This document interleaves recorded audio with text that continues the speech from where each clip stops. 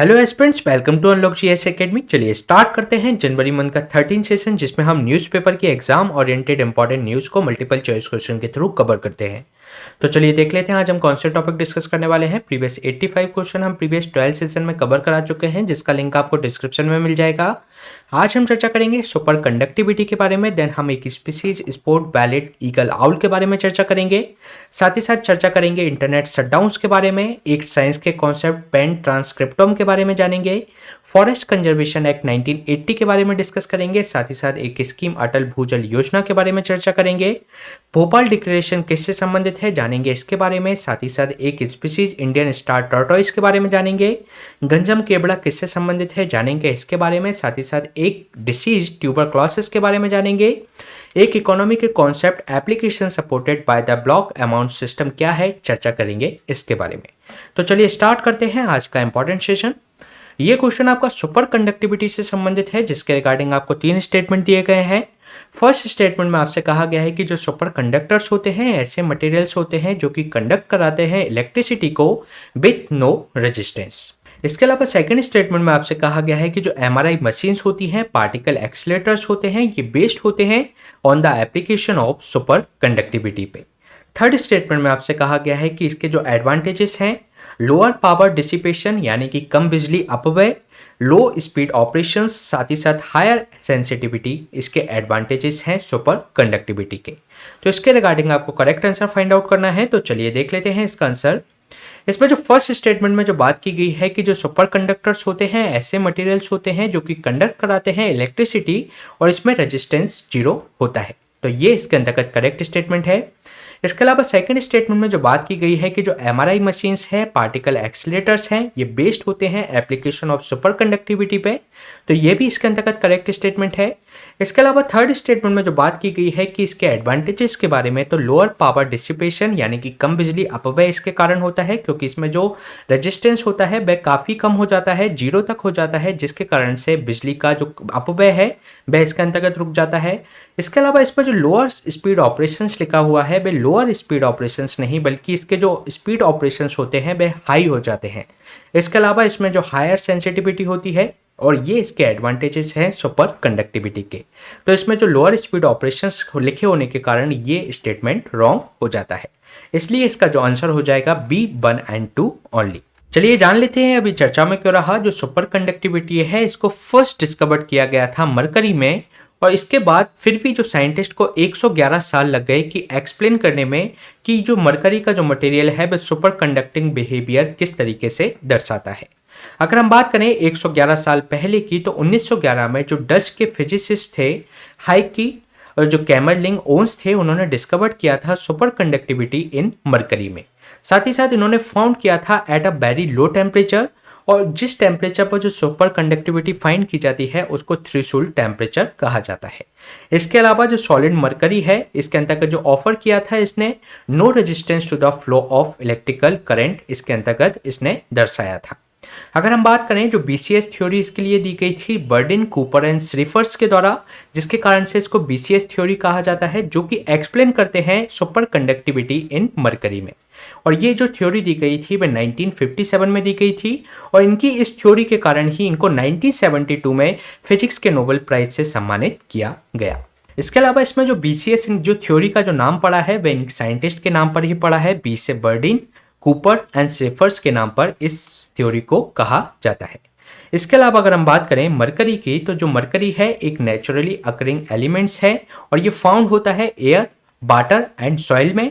और ये जो एटमॉस्फेयर में जो रिलीज होता है वह नेचुरल प्रोसेसेस से होता है, जैसे कि वेदरिंग प्रोसेस ऑफ रॉक्स के कारण, जो वॉल्केनिक इरप्शंस होते हैं उसके कारण, साथ ही साथ जियोथर्मल एक्टिविटी और फॉरेस्ट फायर्स के कारण ये वातावरण में रिलीज होता है।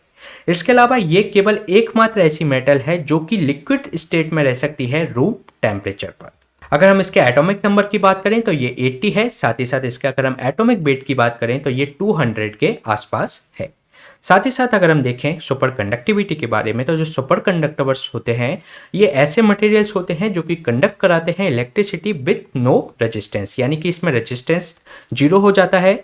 इसके अलावा ये जो इसके जो मोर फैमिलियर जो कंडक्टर्स हैं, अगर उन मेटल्स की बात करें तो जो कॉपर और स्टील इस जो सुपर कंडक्टर्स होते हैं ये कैरी करते हैं current indefinitely without the losing any energy, यानी कि जो कॉपर और स्टील के जो मटेरियल होते हैं वे एक सुपर कंडक्टिविटी की प्रॉपर्टी बहुत अच्छे से दर्शाते हैं। इसके अलावा अगर हम बात करें एडवांटेजेस की सुपर कंडक्टर्स के, तो लोअर पावर डिसिपेशन होता है, क्योंकि इसमें बेसिक सी बात है अगर इसमें रेजिस्टेंस जीरो हो जाएगा तो पावर का जो डिसिपेशन है यानी कि जो बिजली का अपव्यय है वह कम हो जाएगा। साथ ही साथ हायर स्पीड ऑपरेशंस होंगे, हाई सेंसिटिविटी होगी, तो ये इसके एडवांटेजेस होते हैं। इसके अलावा इसके जो एप्लीकेशंस हैं, एमआरआई मशीन्स होती हैं, पार्टिकल जो एक्सीलेटर्स होते हैं जो कि पार्टिकल को एक्सीलेट करने के लिए यूज किया जाता है। साथ ही साथ बिजली के अंतर्गत जो पावर यूटिलिटीज जो सर्विसेज होती हैं उसके अंतर्गत इसका यूज किया जाता है। इलेक्ट्रॉनिक कंपनीज में और मिलिट्री एंड ट्रांसपोर्टेशन में भी इसके कई सारे एप्लीकेशंस हैं। इसके अलावा अगर हम बात करें एक मैसेनर इफेक्ट के बारे में, तो ये भी एक सुपर कंडक्टिविटी से संबंधित एक इफेक्ट होता है। अगर हम बात करें इसमें जो मटेरियल होता है जो जब ट्रांजिशन फॉर्म में होता है normal to the super conductive state में जाने से पहले, तो इसके अंतर्गत जो मटेरियल होता है ये एक्टिवली एक्सक्लूड कर देता है मैग्नेटिक फील्ड अपने अंदर से, और इसी जो इफेक्ट को कहा जाता है मैसेनर इफेक्ट। और इसके अंतर्गत जो जीरो मैग्नेटिक फील्ड का जो कंस्टेंट्स होता है इसमें सुपर कंडक्टर के अंतर्गत ये डिस्टिंक्ट होता है, जो कि आपके जो डाईमैग्नेटिज्म होते हैं यानी कि जो पृथ्वी चुंबकीय जो पदार्थ होते हैं उससे ये डिस्टिंक्ट होता है। और ये इसके अंतर्गत इसके बाद इसमें एराइज होता है जीरो इलेक्ट्रिकल रेजिस्टेंस। अगर हम इसको सिंपल फॉर्म में समझने की कोशिश करें तो ये एक मटेरियल है और इसमें जब ट्रांजिशन फेज में होता है, जब ये नॉर्मल से सुपर कंडक्टिंग फेज की ओर तरफ जाता है तो इसमें एक बीच की स्थिति होती है जिसको संक्रमण की स्थिति कहा जाता है। तो ट्रांजिशन फेज के अंतर्गत ये एक्सक्लूड कर देता है, इसके अंतर्गत जो भी इसकी जो मैग्नेटिक फील्ड होती है उसको ये बाहर कर देता है, और इसी इफेक्ट को मैसेनर इफेक्ट कहा जाता है। और इसी इफेक्ट के कारण ये जीरो इलेक्ट्रिकल रेजिस्टेंस दर्शाने लगता है, जो कि एक सुपर कंडक्टिव प्रॉपर्टी को दर्शाता है। अगर हम बात करें ये जो स्थिति आती है वो क्रिटिकल टेम्परेचर की स्थिति में आती है। और क्रिटिकल टेम्परेचर होते क्या है? क्रिटिकल टेम्परेचर ऐसा टेम्परेचर होता है जिसके अंतर्गत जो सुपर कंडक्टर्स होते हैं उसके अंतर्गत जो इलेक्ट्रिकल उसकी रेजिस्टिविटी है मेटल की वह जीरो तक हो जाती है, यानी कि ऐसा टेम्परेचर जिस पे किसी मेटल की जो रेजिस्टिविटी है वह जीरो हो जाए तो वह क्रिटिकल टेम्परेचर कहलाता है। इसके अलावा इसमें जो टेम्परेचर एकदम से जो चेंज होता है वह सडन चेंज नहीं होता बल्कि ट्रांजिशंस के फॉर्म में होता है, यानी कि धीरे धीरे इसमें जो ट्रांजिशंस फेज आती रहती हैं और इसको जो डिफरेंट फेज ऑफ मैटर के रूप में इस सुपर कंडक्टिविटी को दर्शाया जाता है और इसको डिस्क्राइब किया जाता है बीसीएस थ्योरी, जिसके बारे में हमने अभी बात की थी। इसके अलावा जान लेते हैं हम डाईमैग्नेटिज्म के बारे में। ये एक तरीके से पृथ्वी चुंबकीय पदार्थ के रूप में इसको यूज किया जाता है और ये एक वेरी वीक ऑफ मैग्नेटिज्म होती है। और ये जब मैग्नेटिक प्रॉपर्टी तब दर्शाती है जब इसके अंतर्गत बाहर से अप्लाई की जाती है मैग्नेटिक फील्ड, और इसके अंतर्गत जो ऑर्बिटल मोशंस होता है इसके अंतर्गत मैग्नेटिक फील्ड अप्लाई करने के बाद तो उसके द्वारा ही ये एक तरीके से मैग्नेटिक फील्ड दर्शाती है।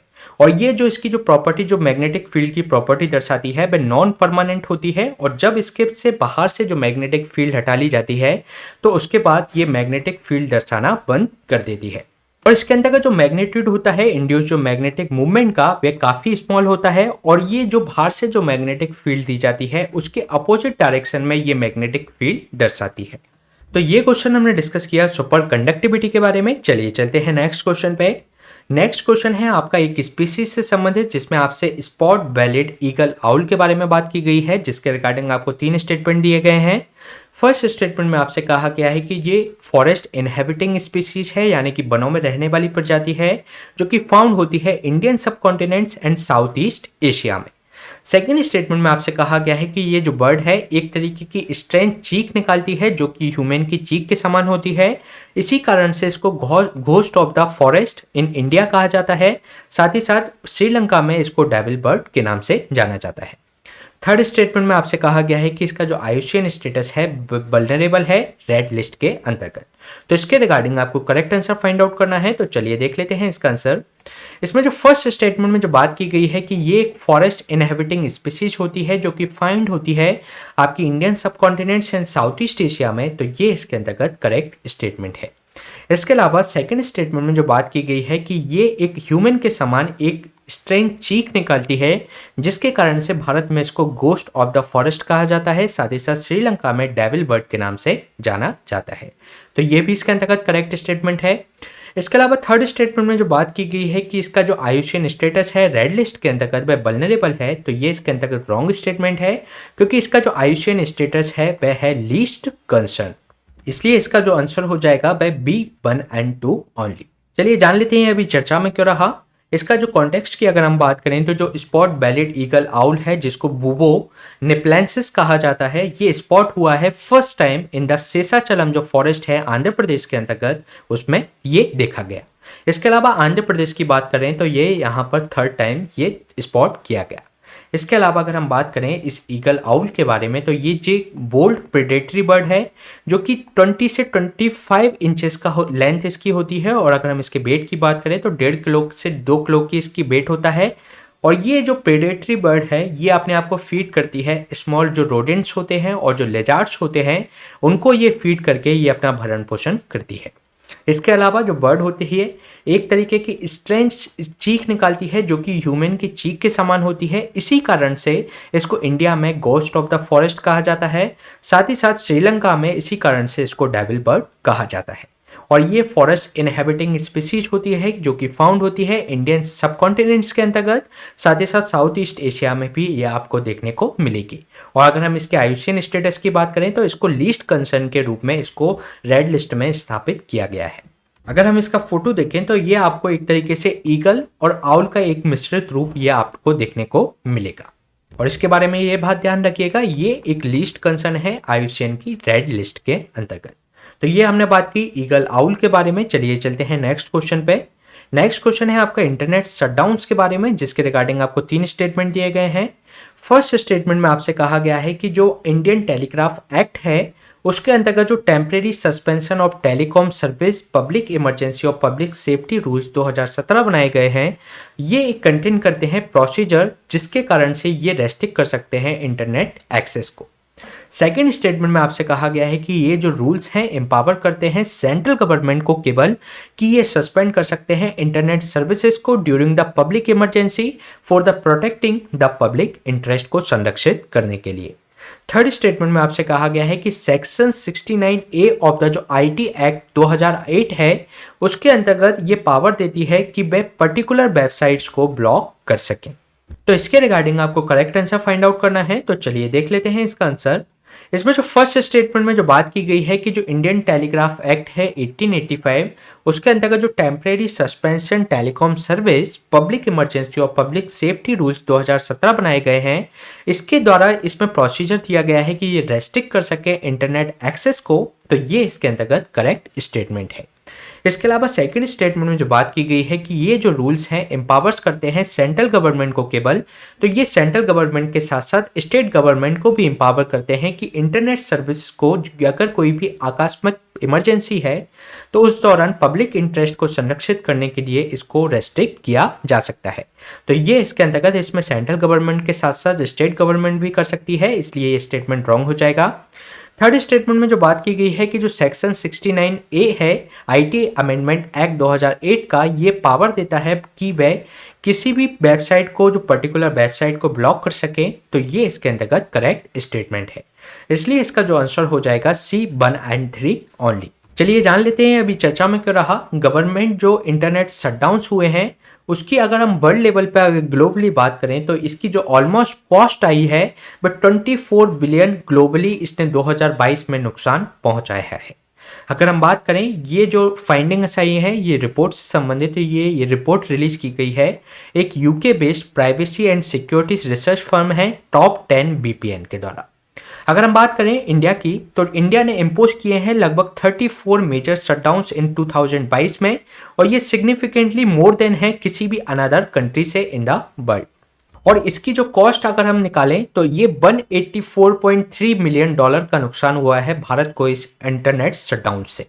अगर हम बात करें ये शटडाउन्स होते हैं highly localized to the specific districts होते हैं, सिटीज होते हैं या किसी विलेज में भी हो सकते हैं, जिसके अंतर्गत ये जो सिविल अनरेस्ट जैसी स्थिति बनती है और पब्लिक हित में यानी कि पब्लिक इंटरेस्ट में इनको रेस्ट्रिक्ट किया जा सकता है। और ये अभी हाल ही में हमें राजस्थान और जम्मू कश्मीर में इसको इंटरनेट शटडाउन्स की गतिविधि हमें 2022 में देखने को मिली थी। इसके अलावा ऐसी स्थिति, ये तो आपका पब्लिक अनरेस्ट है या सिविल अनरेस्ट है, तो उस स्थिति में किया जा सकता है पब्लिक अथॉरिटीज के द्वारा। तो ये किसी भी क्षेत्र की इंटरनेट को शट डाउन कर सकते हैं या उनको थ्रॉटलिंग कर सकते हैं या उनकी स्पीड कम कर सकते हैं। और इसके अलावा इसमें इंटरनेट ब्लैकआउट्स की भी स्थिति बन सकती है, जैसे कि सोशल मीडिया शटडाउन्स या थ्रॉटलिंग की स्थिति भी इसके अंतर्गत बन सकती है। यानी कि इन गतिविधियों के इंटरनेट ब्लैकआउट्स के कारण भी ये इंटरनेट शटडाउन्स हो सकते हैं। इसके अलावा अगर हम बात करें इसके लीगल प्रोविजंस क्या हैं कि जो पब्लिक अथॉरिटी इंटरनेट शटडाउन्स कर देती हैं उसके पीछे लीगल आधार क्या है। अगर हम बात करें 2017 तक, तो मोस्टली जो गवर्न जो अंडर द सेक्शन ये जो इंटरनेट शटडाउन्स किए जाते थे वे सेक्शन 144 के आधार पर किए जाते थे। और ये जो सेक्शन 144 है वह किसका है, कोड ऑफ क्रिमिनल प्रोसीजर यानी कि सीआरपीसी के अंतर्गत। इसके अलावा इंडियन जो टेलीग्राफ एक्ट था हमारा 1885 उसके अंतर्गत इनको गवर्न किया जाता था। लेकिन 2017 में क्या किया, एक रूल बना दिया गया, temporary suspension of telecom service public emergency and public safety rules 2017। इसको नोटिफाई किया गया सेंट्रल गवर्नमेंट के द्वारा, जिसके अंतर्गत गवर्नमेंट के पास एक ब्रॉड पावर इसके अंतर्गत आ गई और साथ ही साथ 144 के तहत भी ये एक तरीके से इंटरनेट शटडाउन लगा सकते हैं। इसके अलावा सेक्शन 69A है of the IT amendment act, जो 2000 का एक्ट है आईटी एक्ट, उसमें अमेंडमेंट किया गया था 2008 में। तो उसके अंतर्गत ये पावर देता है कि आप किसी भी जो सेंट्रल गवर्नमेंट है वो किसी पर्टिकुलर वेबसाइट को ब्लॉक कर सकती है। इसके अलावा ये जो रूल्स बनाए गए हैं 2017 के, तो ये एम्पावर करते हैं सेंट्रल गवर्नमेंट के साथ साथ स्टेट गवर्नमेंट को कि ये सस्पेंड कर सकते हैं internet services during the public emergencies और to the protecting the public interest को संरक्षित करने के लिए।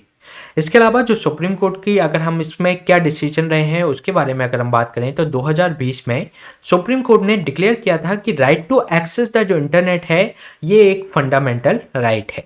साथ ही साथ ये पार्ट है आर्टिकल 19 के अंतर्गत, जो कि आपके कॉन्स्टिट्यूशन के अंतर्गत एक तरीके से सभी व्यक्ति को ट्रेड करने का या बिजनेस करने का या उनको ऑक्यूपेशन की स्वतंत्रता देता है, जो कि इंटरनेट पर बेस्ड होते हैं ऐसे ऑक्यूपेशंस को, तो उनके लिए एक तरीके से उनके फंडामेंटल राइट्स को छीना जाता है ये इंटरनेट शटडाउन करके। तो इसमें ये बात आप ध्यान रखिएगा, जो राइट टू एक्सेस द जो इंटरनेट है वह आर्टिकल 19 के अंतर्गत शामिल है, ना कि आर्टिकल 21 के अंतर्गत। इस तरीके का क्वेश्चन यूपीएससी पूछता रहता है, तो आपको यह ध्यान रखना है कि जो राइट टू एक्सेस द जो इंटरनेट है वह आर्टिकल 19 के अंतर्गत शामिल है। तो ये क्वेश्चन हमने डिस्कस किया इंटरनेट शटडाउन्स के बारे में। चलिए चलते हैं नेक्स्ट क्वेश्चन पे। नेक्स्ट क्वेश्चन है आपका पेन ट्रांसक्रिप्टोम के बारे में, जिसके रिगार्डिंग आपको 2 स्टेटमेंट दिए गए हैं। फर्स्ट स्टेटमेंट में आपसे कहा गया है कि जो पेन ट्रांसक्रिप्टोम होते हैं उसमें एक just a single linear strand की अपेक्षा एक डाइवर्स इंडिविजुअल से इसमें जेनेटिक मटेरियल लिए जाते हैं। सेकेंड स्टेटमेंट में आपसे कहा गया है कि जो पेन जीनोम जो होता है अलाउ करता है रिसर्चर्स को कि वे कंपेयर कर सके इंडिविजुअल्स के जीनोम को to the genetic diverse cohort जो भी इसके अंतर्गत शामिल किया गया है उसकी सीक्वेंस को एक बार में ही वे उससे कंपेयर कर सकते हैं। तो इसके रिगार्डिंग आपको करेक्ट आंसर फाइंड आउट करना है। तो चलिए देख लेते हैं इसका आंसर। इसमें जो फर्स्ट स्टेटमेंट में जो बात की गई है कि जो पेन ट्रांसक्रिप्टोम होता है इसके अंतर्गत ये एक तरीके से सिंगल लीनियर स्ट्रैंड की अपेक्षा ये जो एक पूरी तरीके से डाइवर्स इंडिविजुअल्स के अंतर्गत डाइवर्स रूप से जेनेटिक मटेरियल इसके अंतर्गत कंटेन करता है। तो ये इसके अंतर्गत करेक्ट स्टेटमेंट है। इसके अलावा सेकंड स्टेटमेंट में जो बात की गई है कि जो पेन जीनोम होता है एक तरीके से ये रिसर्चर्स को अलाउ करता है कि एक ही व्यक्ति के अंतर्गत उसके कई जगह से डाइवर्स रूप से जेनेटिक सोर्सेस लेकर उनको एक दूसरे से कंपेयर कर सके उनके सीक्वेंसेस को। तो ये भी इसके अंतर्गत करेक्ट स्टेटमेंट है, इसलिए इसका जो आंसर हो जाएगा सी बोथ 1 and 2 ओनली। चलिए जान लेते हैं अभी चर्चा में क्यों रहा। अगर हम बात करें पेन ट्रांसक्रिप्टोम के बारे में तो एक न्यू स्टडी पब्लिश की गई है एक जनरल नेचर मेथड के अंतर्गत, जिसमें ये बताया गया है कि प्रपोज किया गया है पेन ट्रांसक्रिप्टोम को। ये जो कि एक कंबाइंड फॉर्म होती है ट्रांसक्रिप्टोम एंड पेन जीनोम की। ये एक तरीके से रेफरेंस कंटेन करता है genetic material from the cohort of the जो आपके डाइवर्स इंडिविजुअल्स के अंतर्गत rather than a just a single linear strand पे। अगर हम बात करें किसी की बॉडी में, तो जो आरएनए होते हैं वे इसके अंतर्गत डीएनए के अंतर्गत प्रोटीन बनाने के लिए उनको निर्देशित किया जाता है आरएनए के द्वारा। तो इसके अंतर्गत पहले क्या किया जाता था ट्रांसक्रिप्टोम के अंतर्गत, जिसमें एक सिंगल स्ट्रैंड को लेकर उस पर रिसर्च की जाती थी। लेकिन पेन ट्रांसक्रिप्टोम में क्या होता है, ऐसा माना जाता है कि इसमें जो आरएनए होते हैं अलग अलग एक तरीके से इनका वास्ट एरिया होता है कार्य करने का। तो इसमें कई सारे इसमें सिंगल स्ट्रैंड की जगह कई सारे इसमें आरएनए को लिया जाता है और उनको एक तरीके से उनको कंपेयर करके उनके जेनेटिक मटेरियल को इसमें कंपेयर करने का प्रयास किया जाता है। तो यानी कि इसमें जो पेन ट्रांसक्रिप्टोम इसको ये संदर्भित करता है कि इसमें सिंगल स्ट्रैंड की अपेक्षा कई सारे इसमें जेनेटिक सोर्सेस इसके अंतर्गत लिए जाते हैं। अगर हम इसकी बात करें तो इसमें जो रेफरेंस लिया जाता है जीनोम का इन अ सिंगल ऑर्गेनिज्म, तो वह एक तरीके से आप अगर एक को ही अगर उसमें आप में स्टडी करेंगे तो ये एक नॉट रिलायबल होगा और इसमें जो एग्जिस्ट जो कंसिडरेबल जो वेरिएशंस हो सकते हैं स्पीसीज के जीनोम्स के अंतर्गत, तो वे इसके अंतर्गत स्टडी नहीं हो पाएंगे। तो इसलिए इसके अंतर्गत पेन ट्रांसक्रिप्टोम का उपयोग किया जाता है। और अगर हम बात करें, ये एक तरीके से उपयोगी हो जाता है पेन जीनोमिक्स के लिए, जो कि डिवाइड करता है जीनोम्स को स्पीसीज इनटू 3 पार्ट्स के अंतर्गत, जिसके अंतर्गत आपका एक कोर जीनोम लिया जाता है, एक डिस्पेंसल जीनोम लिया जाता है और एक यूनिक जीन्स इसके अंतर्गत शामिल किया जाता है। अगर हम बात करें ट्रांसक्रिप्टोम की, तो ये रिप्रेजेंट करता है ऑल द आरएनए जो मॉलिक्यूल्स रहते हैं प्रेजेंट होते हैं किसी स्पीसीज के अंतर्गत इन ऑर्गेनिज्म, तो उसको कहा जाता है ट्रांसक्रिप्टोम।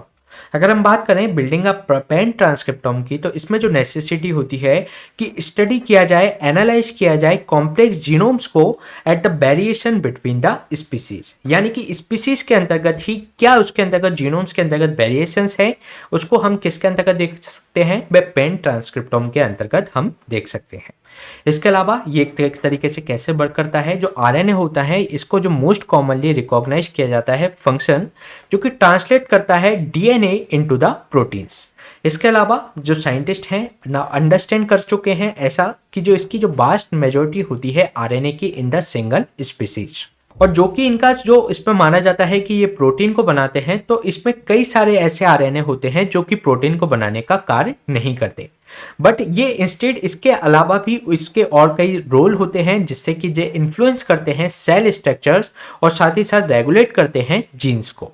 तो इसके लिए ही इसमें पेन ट्रांसक्रिप्टोम का यूज किया जा रहा है और इसके अंतर्गत ये इवेल्युएट करते हैं इंडिविजुअल जीनोम्स के अंतर्गत उसके डेटा फॉर वेरिएशंस, और साइंटिस्ट कंपेयर करते हैं उस इंडिविजुअल जीनोम्स को, जिससे कि जो रेफरेंस जो इसमें जो सिंगल के आधार पर उसमें जो रेफरेंस निकाले गए थे उससे कंपेयर करके इसको देखा जाता है।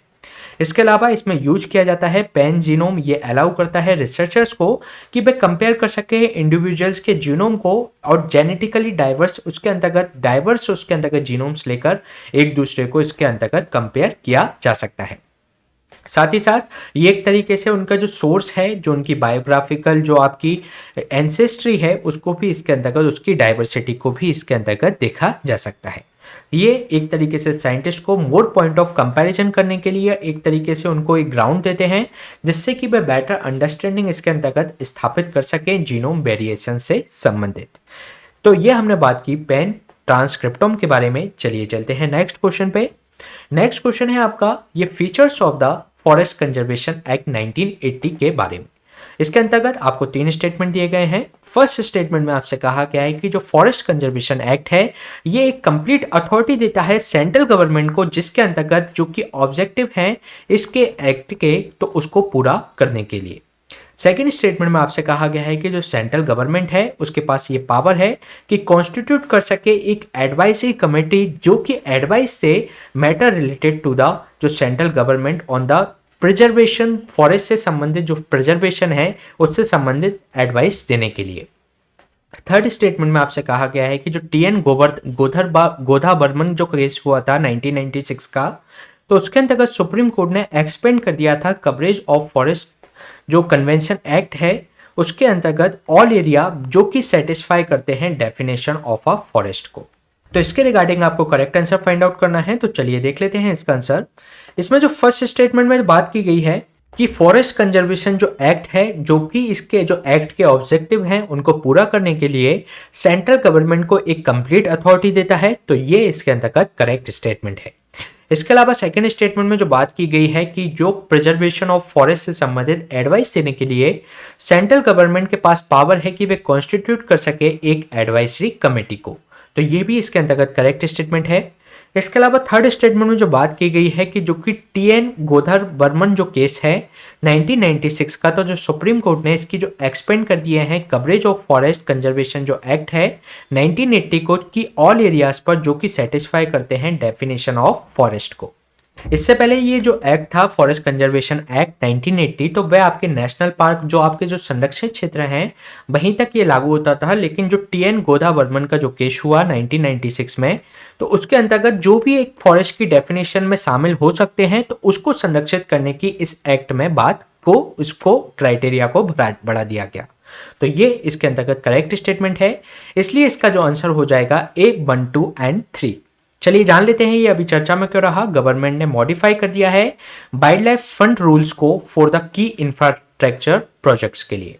अगर हम बात करें, जो सेंटर ने एग्जाम कर दिए हैं रोड, रेल और जो ट्रांसमिशन लाइन से संबंधित जो प्रोजेक्ट्स होते हैं, जो कि इसके अंतर्गत डिपॉजिट जमा कराने पड़ते थे 2% किसका, जो भी आपके वाइल्ड लाइफ जो मैनेजमेंट प्लान्स के अंतर्गत, साथ ही साथ 0.5% ऑफ टोटल प्रोजेक्ट की कॉस्ट को for the soil and moisture conservation plan के अंतर्गत, तो वह इसके लिए इसको उन्होंने ईज कर दिया है।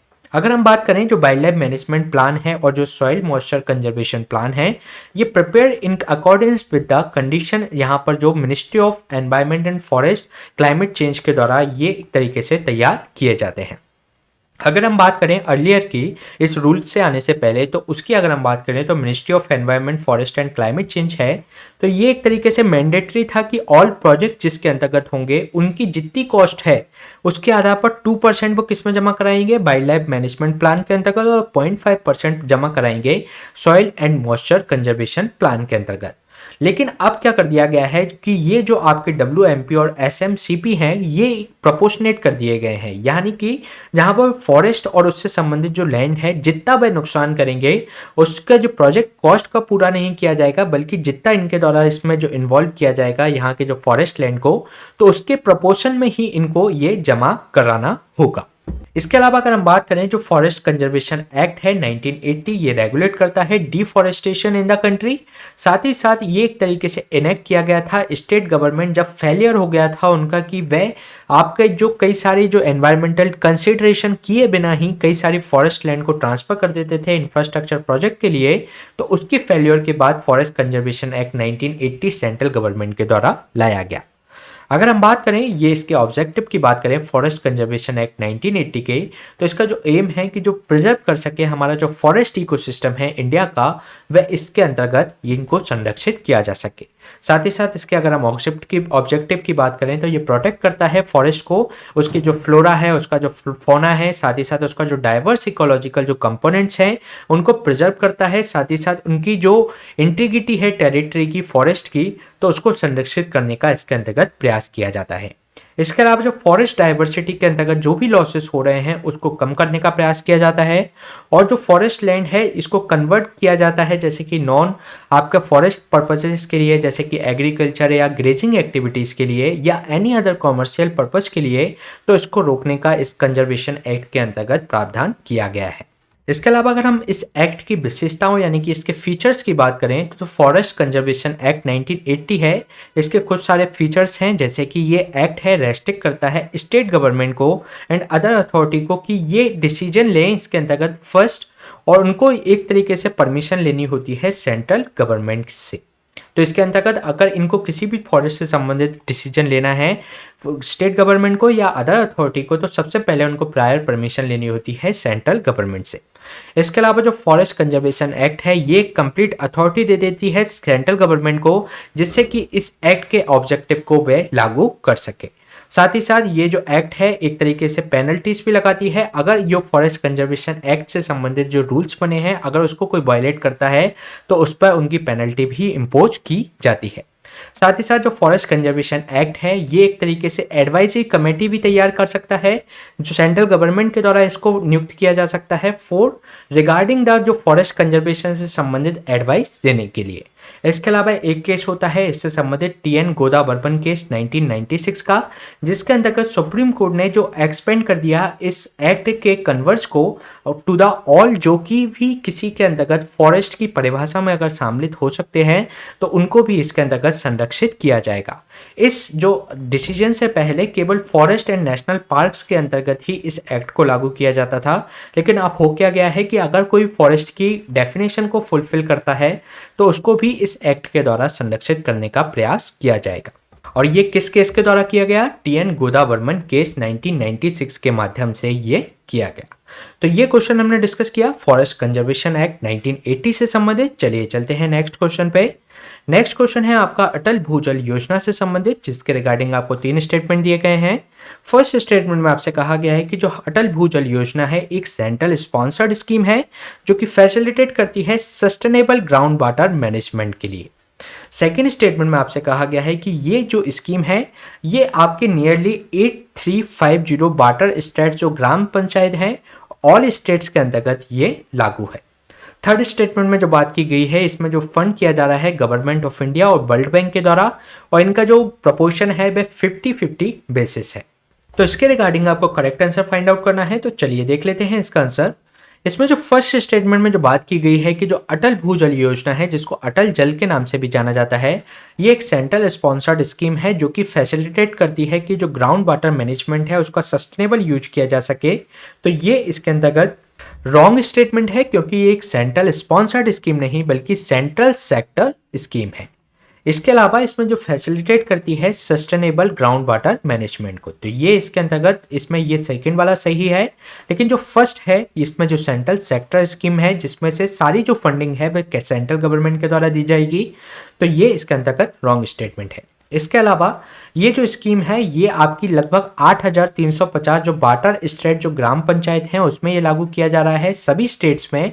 तो ये सभी स्टेट्स में नहीं बल्कि 7 स्टेट्स के अंतर्गत जिसकी 8350 जो वाटर स्टेट जो पंचायत हैं उसके अंतर्गत इनको लागू किया जा रहा है, तो ये इसके अंतर्गत रॉन्ग स्टेटमेंट है। इसके अलावा जो थर्ड स्टेटमेंट में जो बात की गई है कि ये जो फंड किया जा रहा है government of India and world bank के द्वारा और इसका जो प्रोपोर्शन रहेगा 50-50 बेसिस रहेगा, तो ये इसके अंतर्गत करेक्ट स्टेटमेंट है। इसलिए इसका जो आंसर हो जाएगा C3 ओनली।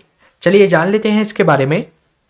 जो नेशनल लेवल पर एक स्टीयरिंग कमेटी जो कि रिव्यू करेगी ओवरऑल प्रोग्रेस ऑफ अटल भूजल योजना की, उसके लिए ये स्थापित की गई है नेशनल लेवल पर स्टीयरिंग कमेटी को। अगर हम बात करें अटल भूजल योजना की जिसको अटल जल के नाम से भी जाना जाता है, ये एक सेंट्रल सेक्टर स्कीम है, यानी कि इसमें पूरी फंडिंग किसके द्वारा दी जाएगी? केंद्र सरकार के द्वारा दी जाएगी। साथ ही साथ ये फैसिलिटेट करता है कि जो ग्राउंड वाटर मैनेजमेंट है उसको सस्टेनेबल वे में इसको आगे बढ़ाया जा सके। साथ ही साथ इसको इम्प्लीमेंट किया जा रहा है over a period of 5 years, और ये पीरियड कब से कब तक रहेगा? 2020-21 से 2024-25 तक ये पीरियड रहेगा। इसके अलावा इसका जो मेन ऑब्जेक्टिव है इस स्कीम का कि ये लोगों में बिहेवियरल चेंज लाए एट द ग्राउंड लेवल पर।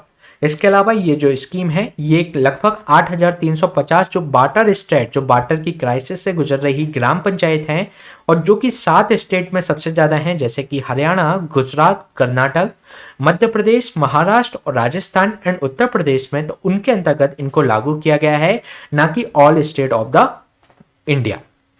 इसके अलावा इसमें जो फंडिंग है वह गवर्नमेंट ऑफ इंडिया और वर्ल्ड बैंक के द्वारा की जा रही है, और इसमें 50% शेयर है गवर्नमेंट ऑफ इंडिया का और 50% शेयर है वर्ल्ड बैंक का।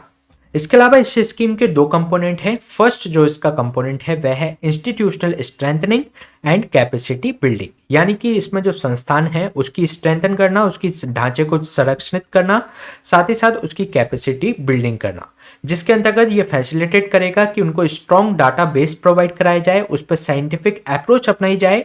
साथ ही साथ कम्युनिटी पार्टिसिपेशन इस स्कीम का एक महत्वपूर्ण हिस्सा है।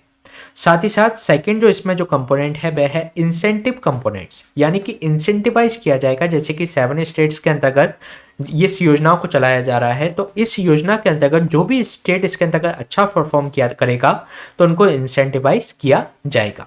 साथ ही साथ इसमें जो स्कीम है 4 प्रोन्स एरिया इसके अंतर्गत स्ट्रेटजी इसके अंतर्गत लागू की जा रही है। इसमें जो डिसीजन जो सपोर्ट टूल है for the ground water management के लिए, इसमें जो स्ट्रेंथन करेंगे कम्युनिटी बेस्ड इंस्टीट्यूशंस को, जो कि फोस्टर करेगी मैनेजमेंट, साथ ही साथ इंप्रूव करेगी वाटर यूज इफिशिएंसी को, साथ ही साथ इनहेंस करेगी ग्राउंड वाटर रिचार्ज को और फिजिकल डिसेंट्रलाइजेशन को। यानी कि इसमें जो डेटा मैनेजमेंट किया जाएगा, जिसके कारण से ये जो कम्युनिटी है वह उस इंस्टीट्यूशन को मजबूत करेगी, जो कि वाटर यूज की इफिशिएंसी को बढ़ाएगी, ग्राउंड वाटर को रिचार्ज करेगी और जो उसमें जो पैसा खर्च हो रहा है उसको भी एक तरीके से डिसेंट्रलाइज करने का प्रयास इसके अंतर्गत किया जाएगा। साथ ही साथ ये जो स्कीम है ये प्रयास कर रही है कि एक्टिव पार्टिसिपेशन हो वहां की कम्युनिटी का, वहां की पंचायत का, जिससे कि इस योजना को एक बेहतर तरीके से इसमें लागू किया जा सके। साथ ही साथ एक तरीके से वाटर यूजर एसोसिएशन तैयार की जाए, प्रिपरेशन किया जाए ग्राम पंचायत 22 वाटर सिक्योरिटी प्लान्स को, जिससे कि वहां के लोग अपने जो एरिया है वहां पर उनकी जो बिलोंगिंग्स होती हैं, सेंस ऑफ बिलोंगिंग्स होती हैं, उसके आधार पर वे बेहतर तरीके से, क्योंकि उन प्रॉब्लम से जो वाटर स्कैरसिटी की जो प्रॉब्लम है वहां की कम्युनिटी के द्वारा झेली जा रही है, तो अगर वे उस समस्या को अच्छे से जानते हैं और इसके कारण से वे कम्युनिटी इसमें बेहतर प्लान तैयार करने में मदद कर सकती है। तो ये क्वेश्चन हमने डिस्कस किया अटल भूजल योजना से संबंधित। चलिए चलते हैं नेक्स्ट क्वेश्चन पे। नेक्स्ट क्वेश्चन है, ये आपसे पूछा गया है कि अभी हाल ही में भोपाल डिक्लेरेशन अभी न्यूज में रही, ये किस इंस्टीट्यूशन के द्वारा इसको रिलीज किया गया है? तो इसके रिगार्डिंग आपको 4 ऑप्शन दिए गए हैं। फर्स्ट है G20 countries, international labour organisation, G7 countries या ब्रिक्स कंट्रीज के द्वारा। तो चलिए जान लेते हैं इसमें जो भोपाल डिक्लेरेशन है इसको अभी रिलीज किया गया है जो G20 कंट्रीज का जो सम्मेलन हुआ भोपाल के अंतर्गत, तो उसके अंतर्गत इसको रिलीज किया गया है। एक्चुअली में जो G20 कंट्रीज का एक जो भोपाल डिक्लेरेशन इसको रिलीज किया गया है after the discussion in the 2-day meeting हुई थी, और ये जो G20 का थिंक टैंक है यानी कि थिंक 20 है, अंडर द भोपाल थिंक 20 के द्वारा ही इसको रिलीज किया गया है। अगर हम बात करें ये जो रिलीज किया गया है आफ्टर द थिंक 20 जो मीटिंग हुई थी G20 कंट्रीज की, जो थिंक टैंक है रिसर्च सेंटर है किसका? G20 का। इसके अगर हम डिक्लेरेशन की बात करें तो इसकी हाइलाइट्स की बात करें डिक्लेरेशन की, तो ये फोकस करता है कि इंक्लूसिव डेवलपमेंट किया जा सके, यानी कि समावेशी विकास किया जा सके, केयर की जा सके welfare of the every section of the society comparison to the GDP. मतलब हम जीडीपी को बढ़ाने के पीछे ना भागें, बल्कि हमें जो सोसाइटी के बीच में जो असमानताएं हैं वो बढ़ाने का प्रयास करना चाहिए। साथ ही साथ जो स्पेशल अटेंशन दिया जाए चिल्ड्रंस पे, इंकरेज किया जाए model of development led by the जो वुमेन्स के द्वारा, जैसे कि हम पंचायत की बात करें तो उसमें 33% आरक्षण देने के कारण से जो भी डेवलपमेंट हुआ है पंचायत के अंतर्गत, तो महिलाएं उस चीज को अच्छे से समझती हैं, तो उनसे जो वुमेन लेड जो डेवलपमेंट है वह उसको इंकरेज करने का प्रयास किया जाना चाहिए। साथ ही साथ जो ब्रिज है gap between the north and south के बीच में, जो नॉर्थ की कंट्रीज हैं और जो साउथ की कंट्रीज हैं, तो उनके बीच में जो डेवलपमेंट गैप्स है उसको भरने का प्रयास किया जाना चाहिए। साथ ही साथ सभी की हेल्थ को सुनिश्चित करने के लिए, बेहतर हेल्थ को सुनिश्चित करने के लिए साथ में मिलकर प्रयास करने चाहिए। साथ ही साथ इंपॉर्टेंस जो localisation of achieving the G20 जो सस्टेनेबल डेवलपमेंट गोल्स हैं वह भी उसमें अचीव करने का प्रयास करना चाहिए। इसके अलावा ट्रायंगुलर जो कॉर्पोरेशंस है गवर्नमेंट का, साथ ही साथ जो सोसाइटीज है, साथ ही साथ जो प्राइवेट ऑर्गेनाइजेशन है, इनका ट्रायंगुलर कॉर्पोरेशन के माध्यम से ये सारे जो इसके अंतर्गत सस्टेनेबल डेवलपमेंट गोल्स को सुनिश्चित करने का इसमें प्रयास किया जाना चाहिए। तो इस तरीके की जो हाइलाइट्स हैं वे भोपाल डिक्लेरेशन के अंतर्गत निकल कर आई, जो कि 2 दिवसीय ये सम्मेलन हुआ था थिंक 20 का, जो कि टैंक है एक तरीके से रिसर्च सेंटर है, थिंक टैंक है एंड रिसर्च सेंटर्स है G20 कंट्रीज का। चलिए चलते हैं नेक्स्ट क्वेश्चन पे। नेक्स्ट क्वेश्चन है आपका इंडियन स्टार टॉर्टोइस से संबंधित, जिसके रिगार्डिंग आपको 3 स्टेटमेंट दिए गए हैं। फर्स्ट स्टेटमेंट में आपसे कहा गया है कि जो इंडियन स्टार टॉर्टोइस है ये फाउंड किया जाता है अक्रॉस द इंडियन सबकॉन्टिनेंट्स, और मोर स्पेसिफिकली ये central and southern part of India और वेस्ट पाकिस्तान और श्रीलंका में ये आपको देखने को मिलता है। इसके अलावा सेकंड स्टेटमेंट में आपसे कहा गया है कि ये जो टॉर्टोइस है इसको प्रोटेक्शन दिया गया है under the schedule 1 of the wild life protection act 1972 के अंतर्गत। थर्ड स्टेटमेंट में आपसे कहा गया है कि इसकी जो स्टडी है ये रिवील करती है कि इसकी genetic diversity of the species है, ये एक तरीके से इसका जो हैबिटेट है ये सफ़र कर रहा है, क्योंकि इसका जो इलीगल ट्रेड किया जाता है उसके कारण से ये काफ़ी ज़्यादा इसके साथ में लॉसेस हो रहे हैं। तो इसके रिगार्डिंग आपको करेक्ट आंसर फाइंड आउट करना है, तो चलिए देख लेते हैं इसका आंसर।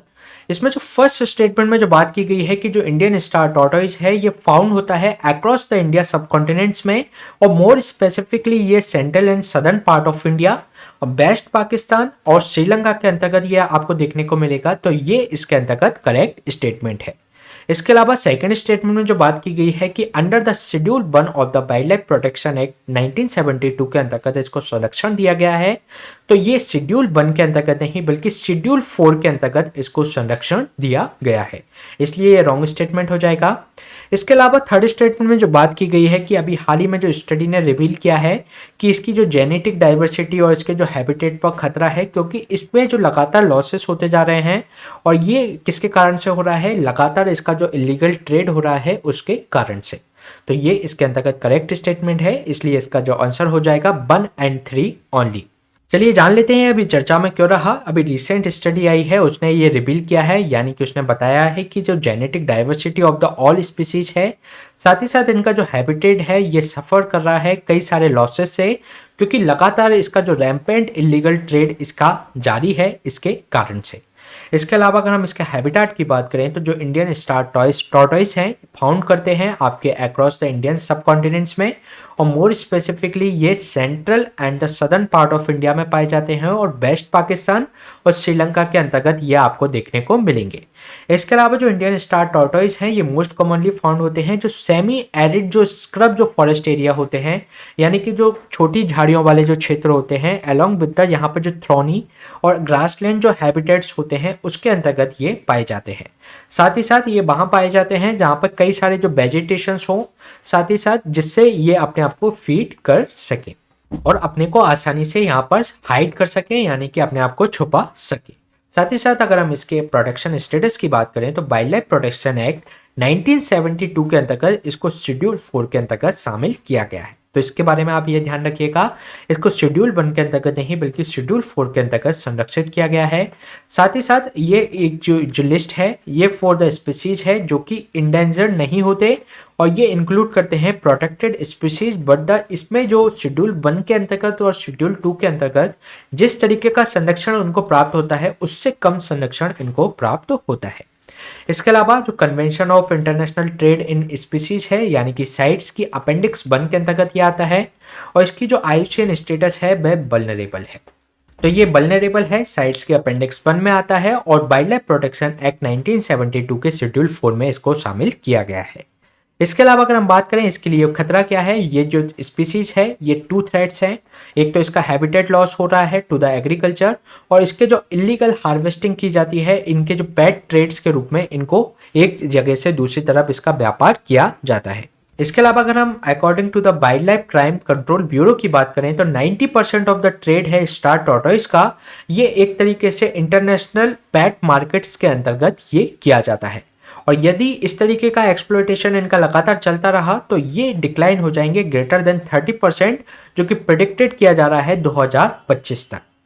अगर हम बात करें साइट्स की तो कन्वेंशन और international trade in endangered species of wild fauna and flora, जिसको साइट्स के नाम से जाना जाता है, इसको वाशिंगटन कंसेंसस के रूप में भी जाना जाता है। ये जो साइट्स है एक इंटरनेशनल एग्रीमेंट है बिटवीन द गवर्नमेंट्स, और ये एक ड्राफ्ट किया गया था रिजल्ट ऑफ रेजोल्यूशन जो कि अडॉप्ट किया गया था 1963 में at a meeting of the member of IUCN की जो मीटिंग हुई थी वर्ल्ड कंजर्वेशन यूनियन की, तो उसके अंतर्गत एक ड्राफ्ट के तहत इसको अडॉप्ट किया गया था। इसका जो उद्देश्य है कि इनकी जो इंटरनेशनल ट्रेड होती है स्पेसिमेन की, वाइल्ड एनिमल्स एंड प्लांट्स की, वह उनके सर्वाइवल पर कोई खतरा उत्पन्न ना करें, इसको संरक्षित करने का ये प्रयास करता है। हालांकि जो साइट्स है एक legally binding on the parties है, लेकिन ये उनके जो नेशनल लॉ होते हैं उसको रिप्लेस नहीं करती, बल्कि उन नेशनल लॉ के अंतर्गत ही ये प्रयास किया जाता है कि जो इंडेंजर्ड स्पीसीज हैं उनका संरक्षण इसके अंतर्गत स्थापित किया जाए। अगर हम बात करें इसके अंतर्गत, इसमें 3 अपेंडिक्स होती हैं, appendix 1, appendix 2 and appendix 3। Appendix 1 में वह स्पीसीज होती हैं कि अगर ट्रेड पर रोक नहीं लगाई गई तो वे एक तरीके से विलुप्त हो जाएंगे। तो उन पर तत्काल रोक लगाना, उनकी ट्रेड पर तत्काल रोक लगाना जरूरी है, तो उनको अपेंडिक्स 1 के अंतर्गत रखा जाता है। इसके अलावा सेकंड के अंतर्गत उन स्पीसीज को रखा जाता है जिन पर अभी कोई खतरा नहीं है, लेकिन अगर उनको रेस्ट्रिक्ट नहीं किया गया तो आगे चलकर भविष्य में उस पर खतरा उत्पन्न हो सकता है। तो इस तरीके की स्पीसीज और प्लांट्स को सेकंड अपेंडिक्स 2 के अंतर्गत रखा जाता है। इसके अलावा अपेंडिक्स 3 के अंतर्गत ये पूरे वर्ल्ड में एक तरीके से इंडेंजर्ड स्पीसीज नहीं होती, बल्कि किसी कंट्री के अंतर्गत ये इंडेंजर्ड स्पीसीज हो सकती हैं, और इसमें वह कंट्री इसकी ट्रेड को इसमें एक तरीके से संरक्षित करने का वह अनुरोध दूसरी कंट्री से कर सकता है।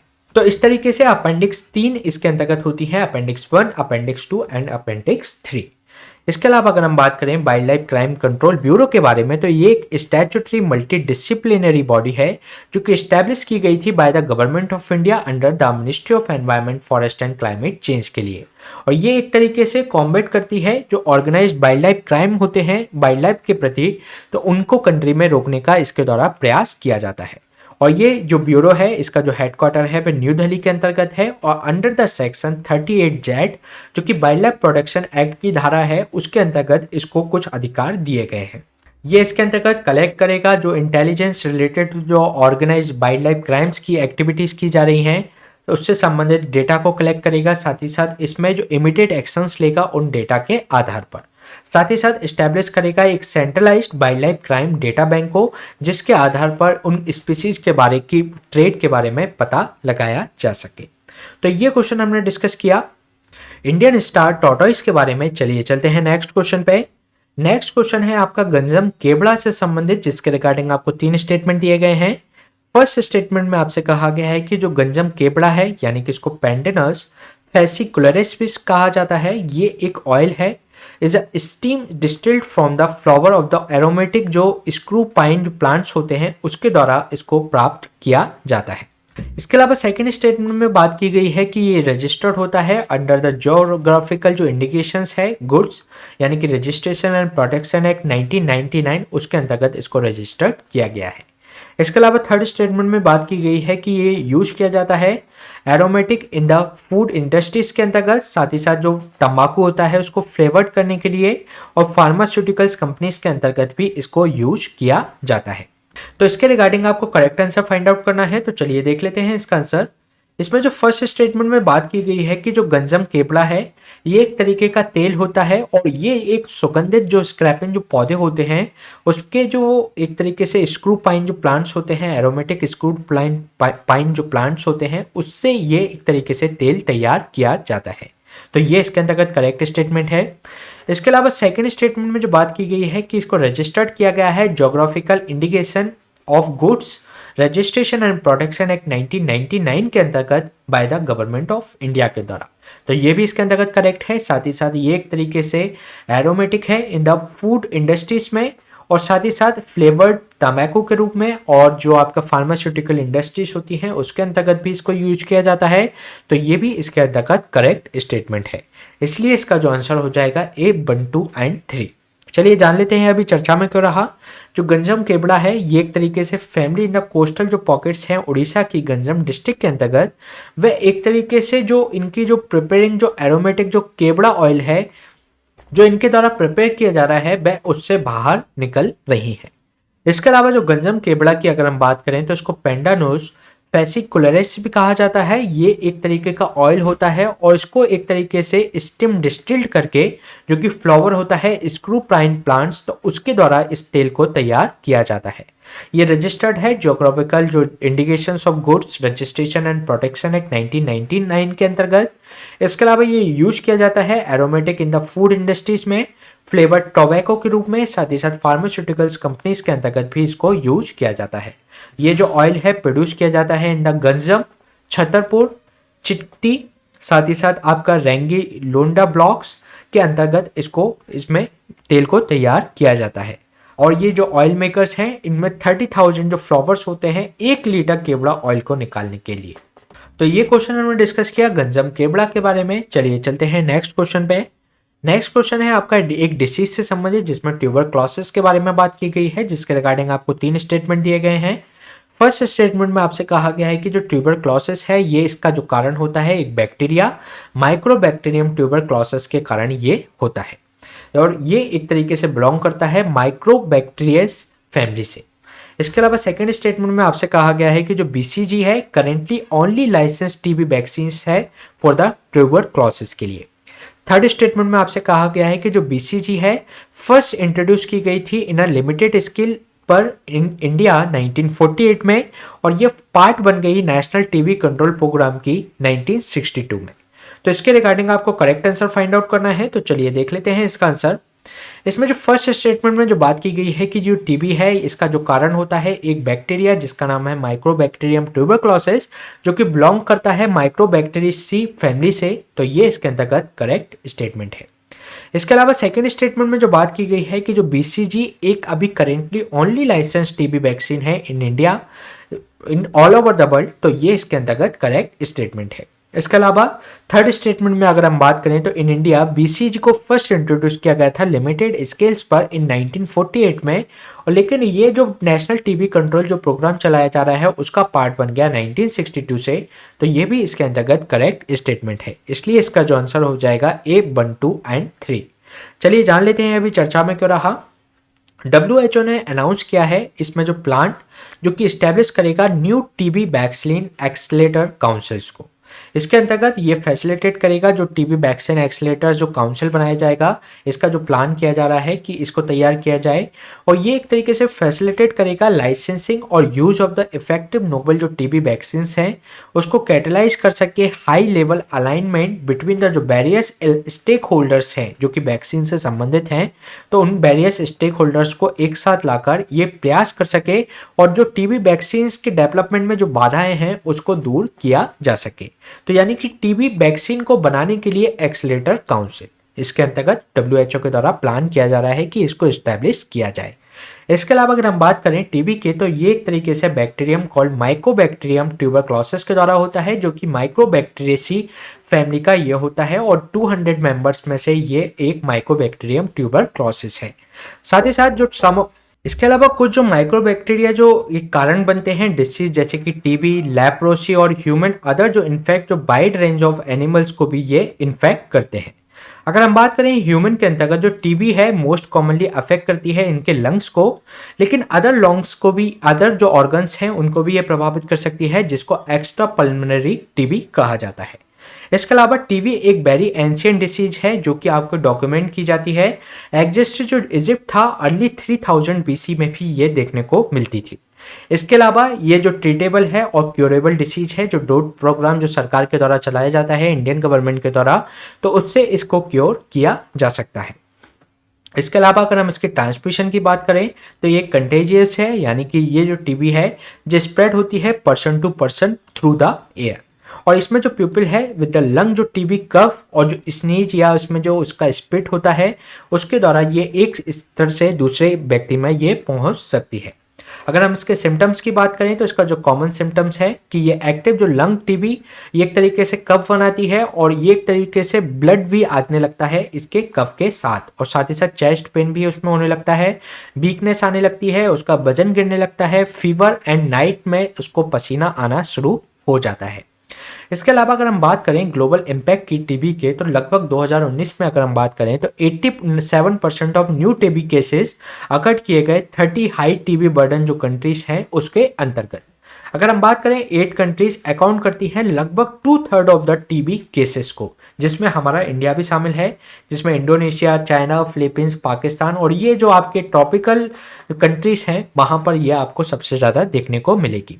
इसके अलावा अगर हम इंडिया की बात करें तो ये रिपोर्ट करता है 1.8 million TB cases between the January to December 2020 के अंतर्गत, जो कि पिछले साल जो थे वह 2.4 मिलियन थे जो कि आपके 1.8 मिलियन इस समय हुए।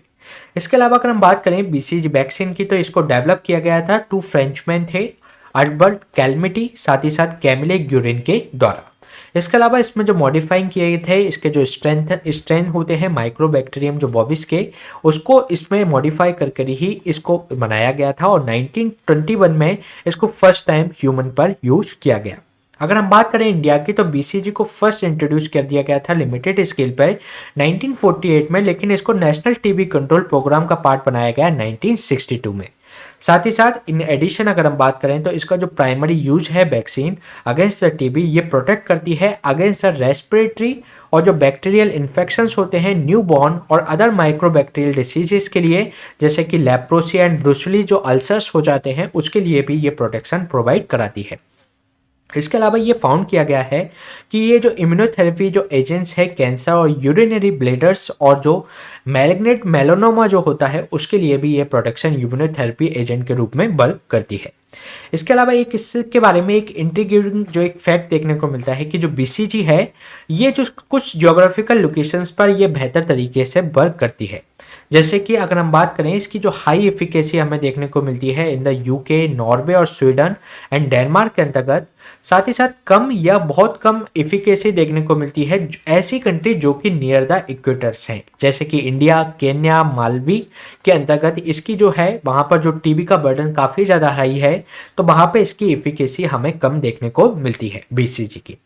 इसके अलावा अगर हम बात करें इसका अगर ग्लोबल एफर्ट्स के बारे में तो डब्ल्यूएचओ के द्वारा चलाया जा रहा है, लॉन्च किया गया है एक जॉइंट इनिशिएटिव जिसके अंतर्गत find treat all hashtag end TB programme, और ये किसकी पार्टनरशिप से, जो ग्लोबल फंड है साथ ही साथ स्टॉप टीबी जो पार्टनरशिप है उसकी सहायता से ये प्रोग्राम चलाया जा रहा है।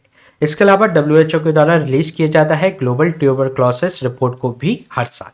इसके अलावा जो इंडिया के एफर्ट की बात करें तो नेशनल स्ट्रेटेजिक प्लान है फॉर द ट्यूबरक्लोसिस एलिमिनेशन 2017 से 25 के लिए भारत सरकार ने इसको लागू किया है। इसके अलावा ये ध्यान रखिएगा जो निक्षय इकोसिस्टम है वह नेशनल टीबी इंफॉर्मेशन सिस्टम है। एक निश्चय पोषण अभियान चलाया जा रहा है जो निश्चय पोषण योजना के अंतर्गत फाइनेंशियल सपोर्ट दिया जाता है। टीबी हारेगा देश जीतेगा कैंपेन भी भारत सरकार के द्वारा चलाया जा रहा है। अभी करेंटली 2 वैक्सीन पर काम चल रहा है, वैक्सीन प्रोजेक्ट मैनेजमेंट 1002, साथ ही साथ माइक्रोबैक्टीरियम इंडिकस प्राणी वैक्सीन पर काम चल रहा है जो कि आपके फेज 3 क्लिनिकल ट्रायल में अभी स्थित है। तो ये क्वेश्चन हमने डिस्कस किया ट्यूबरक्लोसिस से संबंधित। चलिए चलते हैं नेक्स्ट क्वेश्चन पे। नेक्स्ट क्वेश्चन है आपका application supported by the blocked amount system के बारे में, यानी कि ASBA सिस्टम के बारे में, जिसके रिगार्डिंग आपको 2 स्टेटमेंट दिए गए हैं।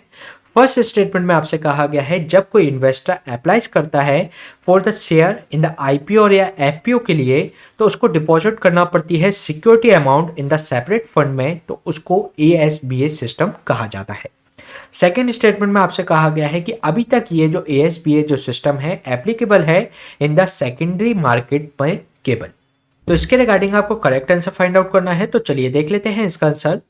इसमें जो फर्स्ट स्टेटमेंट में जो बात की गई है कि इसमें जब भी कोई इन्वेस्टर अप्लाई करता है किसी भी शेयर्स में, चाहे वो IPO हो चाहे FPO के अंतर्गत, तो उसको डिपॉजिट करना पड़ता है एक सिक्योरिटी अमाउंट को इन अ सेपरेट फंड। तो ये इसके अंतर्गत ASB के अंतर्गत करेक्ट स्टेटमेंट है। इसके अलावा सेकंड स्टेटमेंट में जो बात की गई है कि अभी तक जो ASBA जो सिस्टम है ये एप्लीकेबल है इन द सेकेंडरी मार्केट के लिए केवल, तो ये रॉन्ग स्टेटमेंट है क्योंकि ये अभी तक केवल प्राइमरी मार्केट के लिए ही अवेलेबल है, ना कि अभी सेकेंडरी मार्केट के लिए। तो ये इसके अंतर्गत रॉन्ग स्टेटमेंट हो जाएगा, इसलिए इसका जो आंसर हो जाएगा A1 ओनली। चलिए जान लेते हैं इसके बारे में जो application supported by the blocked amount system है उसके बारे में। तो अभी जो security and exchange board of India है यानी कि सेबी, उसने रिलीज किया है कंसल्टेशन पेपर जिससे कि जो ब्लॉक कर सके funds for the trading in the secondary market में भी। अगर हम बात करें ये कोशिश करेगा कि जो ASBA जो सिस्टम है वह सेकेंडरी मार्केट में भी लागू हो जाए। अगर हम बात करें प्राइमरी मार्केट की तो एक तरीके से एक प्राइमरी मार्केट होती है, एक सेकेंडरी मार्केट ही, जिसके अंतर्गत जो कंपनी होती है वह अपने शेयर को इन्वेस्टर्स को बेचती है। यानी कि कोई कंपनी अपने एक शेयर निकालती है, उसको किसी इन्वेस्टर के द्वारा खरीदा जाता है, वह प्राइमरी मार्केट इसके अंतर्गत कही जाती है। इसके अलावा एक सेकेंडरी मार्केट के अंतर्गत स्टॉक एक्सचेंज होता है जिसके अंतर्गत कई सारे शेयर्स इसके अंतर्गत शामिल होते हैं, जिसमें से एक जो इन्वेस्टर्स होता है दूसरा भी इन्वेस्टर्स होता है, लेकिन जो इन्वेस्टर्स होता है जिसने पहले कंपनी से शेयर खरीदे हुए होते हैं तो इस स्टॉक एक्सचेंज के अंतर्गत उनको ट्रेड किया जाता है और इसमें से एक इन्वेस्टर दूसरे इन्वेस्टर को इसमें अपने शेयर बेच सकता है, और इसकी जो ट्रेड होती है वह स्टॉक एक्सचेंज के अंतर्गत इन जो शेयर्स की ट्रेड की जाती है।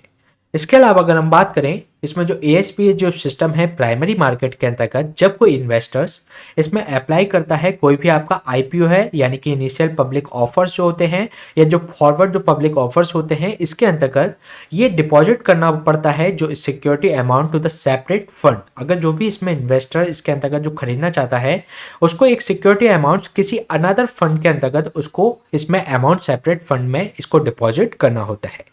लेकिन ये जो इन्वेस्टर्स है ये इसके इन्वेस्टर्स के बैंक अकाउंट के अंतर्गत ही ये फंड रहता है, जिससे कि इससे जो भी इंटरेस्ट आता है वह उसको जो इन्वेस्टर को ही मिलता रहता है। और जब इसमें अलॉटमेंट कर दिया जाता है, जब भी इसने जो एफपीओ खरीदे हैं, जब एफपीओ का या जो आईपीओ का इसको अलॉटमेंट कर दिया जाता है, तो तब ये जो फंड है जो सेपरेट फंड में इसमें रखा गया था तो उसको उसके अकाउंट में ट्रांसफर बाद में कर दिया जाता है। तो बाद में ये जो सेपरेट फंड से पैसा कंपनी को मिल जाता है, ट्रांसफर हो जाता है। तो ये एक तरीके से किसी भी मनी जो इसमें रही है तो वह उस तरीके से उसको इंटरेस्ट का घाटा भी उसके अंतर्गत नहीं होता और उसको उस संबंध में कोई फ्रॉड होने का भी खतरा नहीं रहता। ये एक पॉसिबल हो पाता है एएसबीएस सिस्टम के कारण, जिसके अंतर्गत जो इन्वेस्टर्स है ये ऑथराइजेशन टू द बैंक करना पड़ता है, जिससे कि जो ब्लॉक कर दिया जाता है फंड्स को अवेलेबल इन इज हर और bank accounts for the purchasing IPO या एफपीओ के समय। इसके अलावा अगर हम बात करें सेबी के इसमें जो इसके पीछे रीजन के बारे में, तो जो एएसपीए जो सिस्टम है ये एक प्राइमरी मार्केट के अंतर्गत इसका उद्देश्य ये है कि एलिमिनेट कर सके कि जो ट्रांसफर फंड आप लगातार उसको मतलब तुरंत ही उसको ट्रांसफर करना पड़े ऐसे फंड की, और बाद में अगर वह इस तरीके से डिपॉजिट नहीं हो पाता या उसको एफपीओ नहीं मिल पाता तो वह उसका जो सिक्योरिटी फंड है उसको वापस बाद में लेना पड़े। तो इसके लिए उसको एक अलग उसमें ब्रोकर को ना देते हुए उसको एक अलग फंड में ट्रांसफर कर दिया जाता है, जिससे कि जो इसका जो मिसयूज है या इससे संबंध में कुछ लॉसेस हो सकते हैं ब्रोकर से संबंधित, तो उससे वह बच सकता है इन्वेस्टर। लेकिन अगर हम अभी की बात करें तो ये जो स्थिति है, जो ये सिस्टम है वह लागू है अभी केवल प्राइमरी मार्केट में। सेकेंडरी मार्केट में ये सिस्टम अभी लागू नहीं है। जो इन्वेस्टर्स हैं उनको लगा मतलब उसी समय पे ही सबमिट करना पड़ता है कोलेट्रल, और जो फंड है उसको ट्रांसफर करना पड़ता है ब्रोकर्स के अकाउंट में एक्सक्लूडिंग द मतलब ट्रेड होने से पहले ही। तो इस तरीके से एक तरीके से ये समटाइम्स कुछ इसका मिसयूज भी हो सकता है।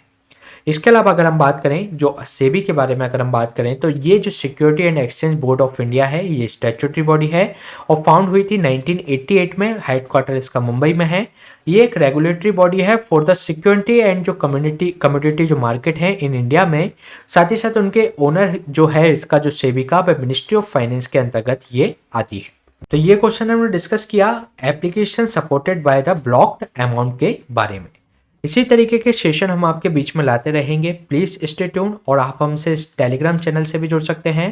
Please stay tune and subscribe the unlock GS academy. Thank you.